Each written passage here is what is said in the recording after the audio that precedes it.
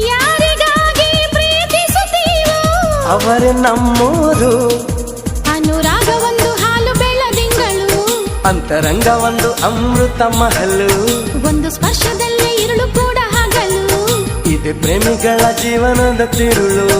ಒಂದು ಕೋಟಿ ಜನ್ಮ ಬಂದರೂ ನಾನೇ ನಿಂಗೆ ಅಂಕಿತ.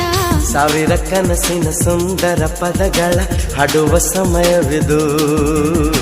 ಮೆಚ್ಚಿದ ಮನಸ್ಸಿನ ಪ್ರೀತಿಯ ಕದಗಳ ತೆರೆಯೋ ಹೃದಯವಿದು.